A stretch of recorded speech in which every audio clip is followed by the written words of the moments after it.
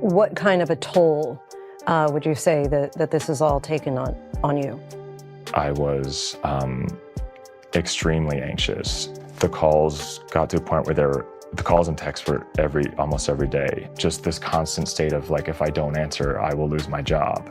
Something big is happening in Hollywood. And this time, it's not Diddy or Will Smith in the spotlight, it's Tyler Perry. The man who built an empire, owns a studio, and became famous as a self-made mogul focused on faith and redemption is now being seen in a very different light. He is being called a manipulator hiding behind a moral image. A new $77 million lawsuit filed by model and actor Mario Rodriguez has shaken the entertainment world. The lawsuit says Perry used his power, money, and promises of career opportunities to pressure Rodriguez into unwanted encounters. What makes this story so shocking isn't just the accusation. It's the pattern appearing around someone who has always seemed untouchable in Hollywood. A man who, until now, seemed completely protected from scandal. And I said, stop, I don't want to be naked, I don't want this. And he was just like, no, I'm not gonna hurt you, and just continued. And in that moment, unless someone's been through something where they have their control over their bodies taken away, you don't really understand the kind of feelings that you get in that moment.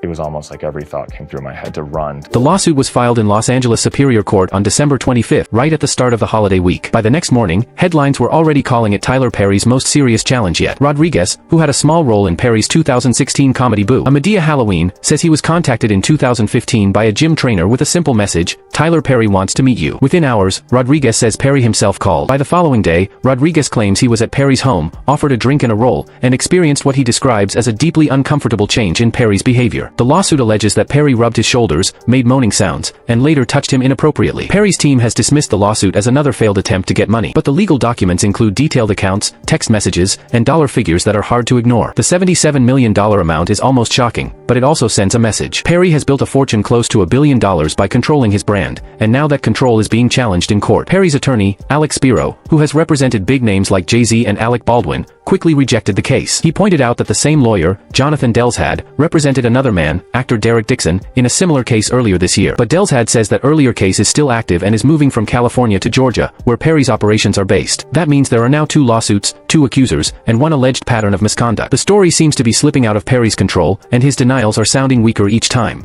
Looking for money to buy your silence? No, I think I was looking for accountability to what he did. I think what he did was wrong, and it needed to be something that would deter him from doing this to somebody else. The most troubling part of Rodriguez's complaint isn't just the claim of unwanted touching, it's the way the relationship allegedly began. According to court documents, Perry first tested the waters by asking personal questions about Rodriguez's childhood, finances, and emotional life. Rodriguez later told friends he felt chosen, and that Perry seemed to understand his struggles. Insiders now suggest this may have been exactly the kind of vulnerability Perry looked for. The lawsuit describes a repeated pattern. Meetings framed as professional, private drinks, and talks about future projects were often followed by sudden cash payments. One incident in 2018 stands out. The complaint says Perry asked explicit questions, touched Rodriguez inappropriately, then apologized and gave him $5,000 before sending him home. Another time, the same thing allegedly happened, another apology, another $5,000. The pattern is chilling, money used as both hush and habit. By late 2019, the tension had become impossible to hide. Rodriguez says Perry continued to message him, offering help, career opportunities, emotional support, and sometimes, according to texts in the filing, angry or drunken messages when Rodriguez didn't respond. When Rodriguez's friends say a lawsuit might be coming, Perry allegedly texted him again, saying he had done so much for him and felt betrayed. The tone, as described in the complaint, sounds less like a professional mentor and more like a jilted partner. This is part of what makes the story so gripping. It doesn't exist in isolation. It comes at a time when Hollywood is already facing a reckoning over male power, influence, and secrecy. Perry accuser Derek Dixon sits down in a TV interview for the first time, sharing allegations of workplace assault and harassment. The Derek Dixon case came months earlier and set the stage. Dixon, who worked on Perry's TV series The Oval, accused the filmmaker of harassment and assault, claiming Perry used his position to pressure actors who feared losing their roles. Perry called the claims false, even telling the court that Dixon needs help. But text messages attached to Dixon's filing showed conversations where Perry allegedly made explicit remarks and tied professional rewards to personal interactions. Like Rodriguez's case, Dixon sought hundreds of millions in damages, and Perry's team defended both lawsuits as opportunistic attempts to get money. The problem for Perry is that the 2 stories now echo each other in disturbing ways. Both men say Perry invited them to private homes under the guise of work. Both report hearing similar words, relax and let it happen. And both claim they received cash immediately afterward. Whether coincidence or a pattern, these similarities have weakened Perry's reputation as an untouchable mentor. The lawsuits even name Lionsgate, the studio behind Medea, alleging that executives ignored previous warnings about Perry's behavior. If that claim holds, the fallout could affect not just one man but a whole corporate system that allowed it. So far, Lionsgate has not commented. Court filings accuse the company of negligence, saying it should have known about Perry's alleged misconduct. Beyond the legal battle, there's a deeper, psychological question. How could someone who built an empire on clean living, Christian values, and themes of forgiveness end up accused of manipulating the very people who admired him? Rodriguez's lawsuit quotes Perry as allegedly saying, "If you were just with me, I would take care of you." To the public, it reads as seduction disguised as salvation, the same mix that made Perry's characters beloved and kept his personal life private. Now, that line has blurred, and people are asking whether Perry's control over his public image may have been his greatest performance of all. So, Q of Day 26, they were on Making the Band 4. He has finally come out and had a conversation about why he was so upset and crying in a lot of his interviews, talking about Diddy and that whole conversation. Yeah. And he is making some really huge allegations against Dawn. The timing of the lawsuit feels intentional. It came just as the industry is still reacting to Diddy's legal troubles, leaked tapes, and rumors of a hidden network of powerful men whose influence seemed untouchable. Insiders have started calling this period the Rainbow Avengers unraveling, a circle of high-profile entertainers now facing overlapping scandals. Diddy, Will Smith, and now Tyler Perry. Three names that once stood for success in music, film, and culture are suddenly tied together by whispers of secret power plays and moral contradictions. Insiders say it's not about who they are or their personal lives, it's about what happens when power and privacy collide in a town that thrives on silence. Right now, all eyes are on Perry. His team has remained quiet since December, offering only official statements repeating that the lawsuits are attempts to get money. Perry himself hasn't spoken publicly, not even on social media, where he once connected with fans almost every day. Those close to Tyler Perry Studios in Atlanta say the mood inside the company has changed. Meetings have been canceled, PR teams are on high alert, and staff have been told to stay off the record, all unusual for someone whose empire depends on constant visibility. Out and collect everybody's phone. So now it's just your word against a billionaire. You're gonna lose.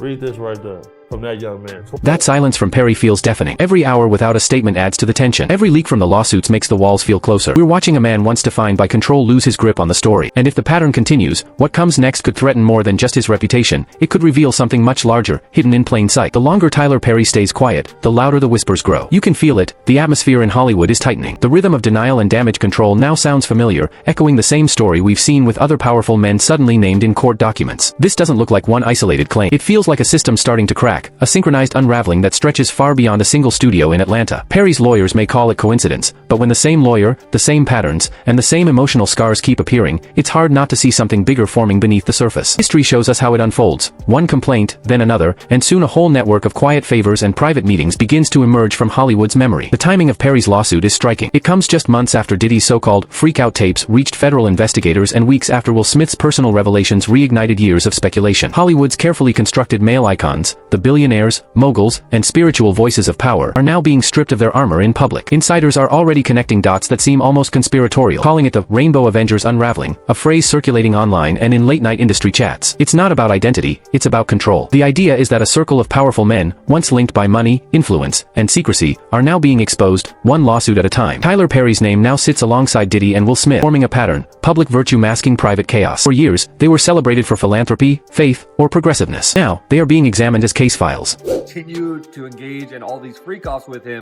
and he sounds really pissed off. Hey, I really don't know what's going on with you, but I just want to just give you a heads up that I'm about to really disappear on you. You feel me? I'm not going to be playing these games with you at all, at all. So I don't know, you think you silent treating me, and you think I'm going to be, nah.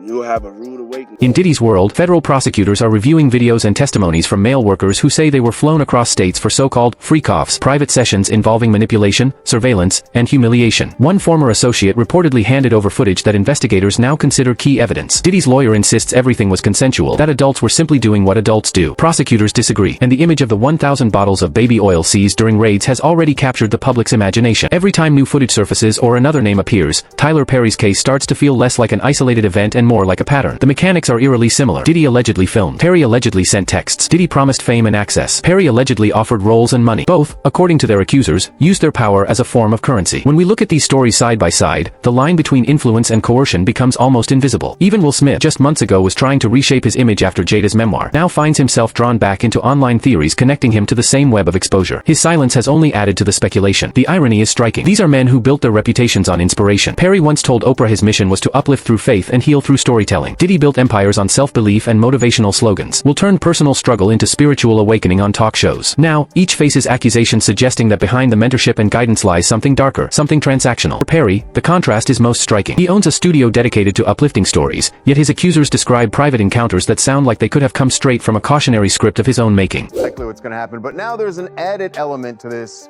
an added element of drama. Diddy is going to speak.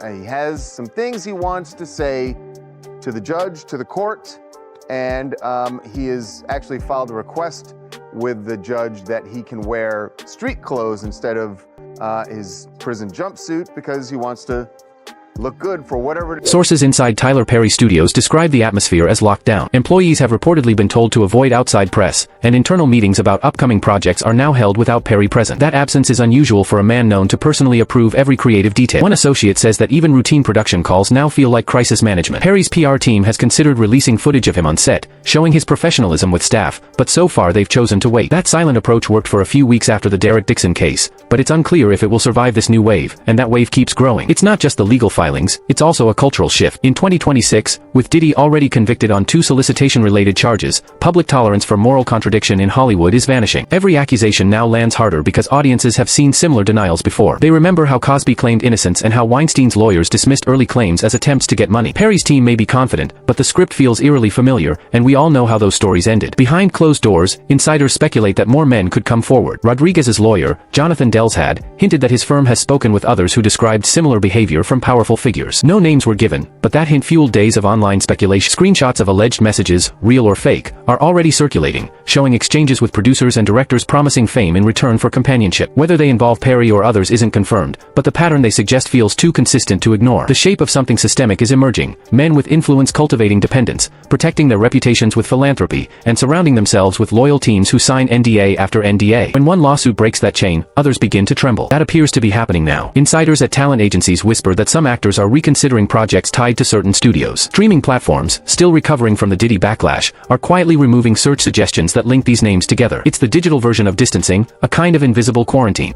Same kind of extortion that we heard when Cassie took the stand and testified on that airplane ride back from France. Diddy said, "You don't do a freak off, I'm going to release one of the freak off videos that you are profiled in and humiliate." Meanwhile, the Rainbow Avengers label has taken on a life of its own. Online commentators now treat it as shorthand for a secret circle of celebrity men whose private behavior has finally collided with their public images. Some argue it's a smear, a way to weaponize identity against powerful black entertainers. Others see it as overdue exposure of hypocrisy in an industry built on illusion. We don't know which is closer to the truth, but the debate itself is helping these stories spread. For Perry, that's dangerous. The longer people argue about the meaning, the longer his name stays in the spotlight. Will Smith's unusual position only adds fuel. After Jada's memoir and the entanglement era, his attempts to repair his image through interviews have left fans unsure which version of him to trust. Some industry analysts even suggest the focus on his marriage was a distraction, a way to keep deeper rumors hidden. The bigger question is whether these men are victims of targeted attacks or architects of their own downfall. The answer may be both. And through it all, Hollywood's so-called moral center increasingly feels like performance. Remember Perry's well-known Sunday interviews about forgiveness, where he said true success meant answering only to God. Hearing those words now, under headlines about assault allegations, is haunting. The empire built on virtue suddenly looks like a fortress designed to hide wrongdoing. When billionaires quote scripture while paying hush money, it stops sounding like faith and starts sounding like theater. We were over at his house. We're having some drinks in his guest house, and it was late at night, and he has a guest quarters, and said that you can sleep there instead of not driving. And his house is far from Atlanta and where I was living, and I got into bed, and then I noticed that he climbed into bed with me as well and started rubbing my leg. and I jumped up out of bed. As the headlines continue to pile up, one detail stands out: the emotional tone of Mario Rodriguez's voice in that December video. No dramatic music, no legal jargon, just a man saying he stayed quiet for too long. That simple confession struck a nerve online because it echoed what so many others have felt before the storm: silence, shame, then sudden exposure. It's the rhythm of accountability in the post-#MeToo era, and Perry's name is now moving to that rhythm whether he likes it or not. There's also a striking timing between Rodriguez's lawsuit and Diddy's ongoing federal troubles. According to legal insiders, Rodriguez filed after a friend texted him news about Diddy's case, hinting that Perry's influence might still be active. That message, mentioned in the lawsuit, seems almost like a trigger. When one domino fell, another followed. Studying the pattern, it starts to feel less like coincidence and more like momentum, an inevitability of truth resurfacing when culture is ready to listen. Now, sources say more names could soon join the list. Not just actors or producers, but high-ranking executives tied to distribution deals, festival boards, and investment groups that back these men for years. Federal investigators are reportedly mapping networks of financial protection, companies and partnerships designed to shield stars. If those walls fall, it won't just be reputations at risk, it could shake the very structure of Hollywood's power economy. And yet, even with all this swirling around him, Perry remains the most intriguing figure. Diddy's empire has already been shaken. Will Smith has at least tried to make amends. Perry stands silent behind the gates of his empire, his team insisting these are recycled lies. But each new claim, each leaked message, and each resurfaced rumor makes that fortress feel less like protection and more like isolation. The shift is visible. Audiences who once defended him are beginning to hedge their words, saying, if it's true, instead of, that can't be true. That is the first stage of collapse, the erosion of certainty. So maybe the judge is going to give him more than time served. But we should say that the maximum he could get is 20 years. And that's what I want to get into for a minute. Because this is some racist you-know-what, this Mann Act. So, what happens next? Will Tyler Perry face court in Georgia while Diddy serves time in New York? Will Hollywood finally confront the hidden system of mentorship and manipulation that has thrived behind its polished image? Will the industry simply replace these fallen icons with new ones just as powerful and just as protected? We don't have all the answers yet, but it's clear that something irreversible has begun. Maybe this isn't just about individual guilt anymore. Maybe exposure itself has become a kind of currency, where the truth is fed to us piece by piece as entertainment. Each new allegation, each leaked text, becomes content. We analyze, debate, and move on, until the next revelation hits. And in that cycle, real accountability risks getting lost. Still, perhaps this is what reckoning looks like in the 21st century: messy, sensational, unavoidable. Because if these stories are surfacing now, what else lies beneath? How many names are still protected by contracts, NDAs, or money that buys silence? And how many empires will crumble once those walls finally break? One thing is certain: Hollywood's golden men are no longer untouchable. We'll be watching closely, because this feels less like an ending and more like the opening act of something much bigger. What do you think? Is this the real reckoning the industry has been avoiding, or just another round of selective outrage? Share your thoughts in the comments. Stay curious, stay questioning, and we'll see you next time.